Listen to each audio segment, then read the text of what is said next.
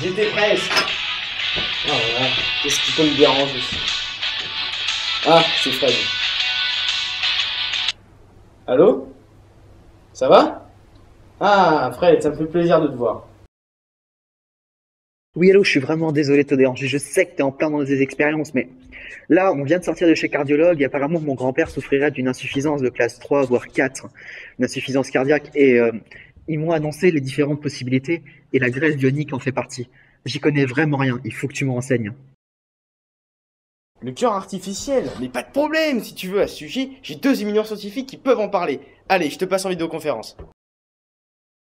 Oh, regarde frère, regarde qui voilà, Monsieur Pierre. Enchanté, hein. Un de ces scientifiques dont je t'ai parlé qui a longtemps étudié les cœurs artificiels. Pouvez-vous nous parler un petit peu de cette Mais bien historique? sûr, on se rejoint dans mon labo? Je vous suis. Allez, tout de suite. Alors, tout commença dans les années 50. Ce n'était pas vraiment encore un cœur artificiel. C'était un assistant de circulation extracorporelle qui faisait bien la taille d'un bon bureau. Mais c'était déjà dans les années 50 les prémices du cœur artificiel. Alors, ensuite, on passa dans les années 1969 avec le premier prototype de cœur interne avec un moteur donc interne et non un compresseur extracorporel, mais avec des batteries externes. Alors c'était qu'un prototype, on l'a greffé à un patient qui a survécu 3 jours et ensuite il fut greffé d'un cœur normal. Après, la prochaine étape, c'est en 1981 avec le Jarvik 7. Ce n'est pas un cœur artificiel, mais c'est une prothèse permanente dans le sens où c'était comment dire, une prothèse interne, mais le compresseur était extracorporel, le moteur était à l'intérieur, donc c'était un gros bazar qu'on se traballait encore derrière, et les batteries également à l'extérieur. Après, il y eut une petite révolution dans le domaine, c'est en 2001, construit par Abiocor, le cœur totalement interne, c'est-à-dire moteur interne, durée de vie longue. Bon, bien sûr, les batteries, c'est toujours externe, mais c'est le premier cœur avec moteur intégré, performant, qui fut greffé sur plusieurs patients avec des résultats vraiment très très satisfaisants. La dernière étape, c'est le cœur qui nous intéresse, le cœur Karma, celui sur lequel on a beaucoup travaillé, beaucoup de recherches, nous ensemble scientifiques, avec une durée de vie de minimum 5 ans pour 230 millions de battements. C'est vraiment la révolution. Certes, les batteries sont toujours externes, mais avec une longue autonomie de 6 à 12 heures, mais silencieux, petit, s'adaptant facilement à la physiologie de notre corps. C'est vraiment celui qui va nous intéresser aujourd'hui. Merci Monsieur Pierre. Tu vois Fred, il n'y a pas à s'inquiéter. Ton grand-père va avoir l'un des fleurons de la technologie dans son torse. Le meilleur cœur bionique que l'homme n'ait jamais créé. C'est vraiment impressionnant. Il va devenir Terminator, là. Faut vraiment que tu m'en dises plus, hein. Mais non, voyons Fred, ton grand-père ne va pas devenir une machine. Ce sont seulement 900 grammes à la place de 300. Mais il y a différents matériaux et le fonctionnement varie un tout petit peu. Tiens, d'ailleurs, voilà le scientifique, Monsieur Hugo, qui va nous présenter ce fonctionnement, ainsi que les matériaux qui le composent.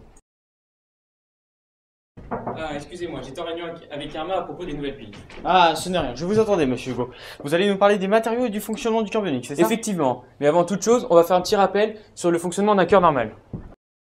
Tu vois, Fred, les ingénieurs de Karma se sont inspirés du fonctionnement du cœur humain, dont deux principes majeurs, qui sont la diastole, le relâchement des ventricules afin que le sang aille dans celle-ci, et la systole, qui est la contraction des ventricules afin que le sang rejoigne les organes. La diastole et la systole sont provoquées par les mouvements des membranes ventriculaires, qui, elles, sont provoquées par les actionneurs qui, avec des rotations de 0,4 secondes, propulsent le fluide de silicone et permettent ce mouvement. Les globules blancs et les plaquettes sanguines considèrent la plupart des matériaux comme des corps étrangers et provoquent une réaction de coagulation ou un rejet.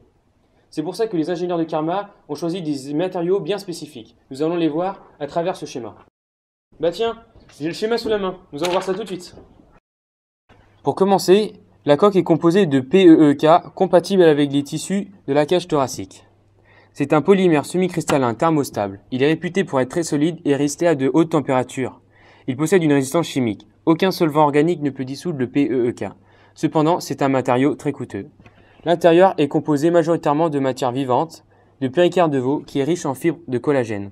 ce qui lui permet d'être à la fois souple et résistant au stress mécanique. C'est pourquoi les valves de Carpentier en sont composées, ainsi que les membranes ventriculaires. Certains angles sont trop aigus pour accueillir celui-ci, notamment au niveau des zones par lesquelles le sang pénètre dans la prothèse et sort de la prothèse. C'est pourquoi elles sont constituées d'un matériau polymère, le PTFE.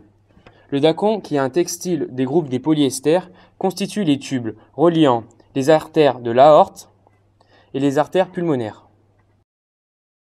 Merci pour ces explications, monsieur Hugo. Attaquons-nous maintenant à la comparaison entre une greffe de cœur classique et une greffe de cœur bionique. Le point le plus important, c'est la disponibilité. Effectivement, une greffe de cœur classique nécessite souvent des temps d'attente assez longs, car les greffons sont peu disponibles tandis que la demande augmente. Tandis qu'un cœur bionique, lui, pourra bientôt, incessamment sous peu, être produit à grande échelle, ce qui permettra donc d'assurer des greffes rapides dans des délais vraiment très courts. Maintenant, attaquons-nous au risque de rejet. Une greffe de cœur classique comporte de nombreux risques de rejet, tandis qu'une greffe de cœur bionique comporte un risque quasiment nul. Tous les matériaux étant donc compatibles avec notre corps, comme nous l'avons vu précédemment. Un autre point, c'est la durée de vie. Un cœur bionique, avec 5 ans de durée de vie et 230 millions de battements, est beaucoup moins performant qu'une greffe de cœur classique. C'est le seul point sur lequel on peut bouder notre cœur bionique. Effectivement, une greffe de cœur classique peut faire vivre le patient plus d'une vingtaine d'années dans des conditions de vie plutôt correctes. Maintenant, l'avantage du cœur bionique, c'est quoi? Il s'adapte à notre physiologie. Quand nous dormons, il ralentit. Quand nous montons des escaliers, il accélère. Mais oui, c'est déjà extraordinaire. Car une greffe de cœur classique, ne présentant pas les raccords des nerfs sympathiques et innervants, la vitesse de notre cœur ne s'adapte donc pas à nos besoins. Alors je pense que c'est tout. Un dernier détail, le traitement. Effectivement, une greffe de cœur classique nécessite la prise de traitement immunosuppresseur, tandis qu'une greffe de cœur bionique ne présente donc pas de traitement. Merci, j'espère que j'ai été clair. Merci monsieur Pierre. Bon, comme il vient de vous l'expliquer, notre cœur bionique s'adapte à nos efforts, mais aussi au cas d'hémorragie. Et aussi, si le malade change de position, s'il est couché ou debout. Je vais vous parler du premier cas. Le premier cas étant en cas d'effort. En cas d'effort, il va y avoir un effet de pression. Cette pression va faire une augmentation dans l'oreillette droite de notre cœur. Un des capteurs va détecter cette pression, cette augmentation. Le microprocesseur ordonne au moton-pompe d'augmenter le débit afin que les organes soient alimentés en oxygène. Bien sûr, il y a un autre cas dont je viens de vous exposer. C'est le cas des hémorragies. Le cas des hémorragies, c'est très simple. C'est toujours un effet de pression. Quant à lui, il va faire baisser le niveau du sang dans l'oreille droite. Un capteur va détecter grâce à des microprocesseurs qui va ordonner aux motopompes de maintenir un débit sanguin vital pour éviter ce cas d'hémorragie. Ensuite, le dernier cas est si le malade change de position ou bouge, passe de la position assis à debout. Dans ce cas-là, c'est un accéléromètre et des capteurs de pression qui le détectent.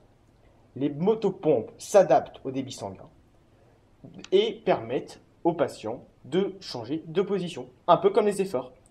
Bon, bien sûr, ces capteurs ont été testés avant cela, comme par exemple sur les Airbus A380 ou à la toute dernière console, la Wii de Nintendo.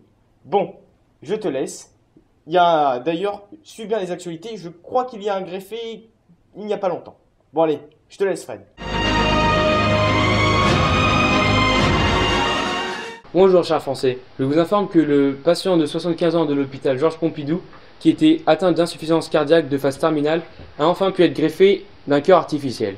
L'émotion est apparue lorsque la courbe de la pression artérielle s'est agitée sur l'écran.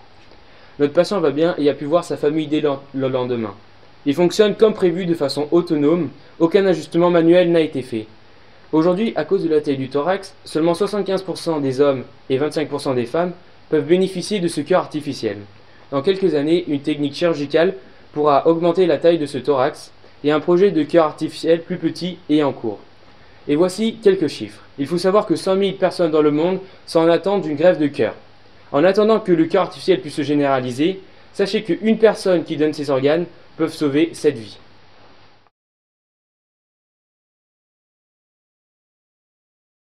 Ah, mon fiston! Ah, l'opération s'est très bien passée. Bon allez, on se fait ce petit jogging? Ouais.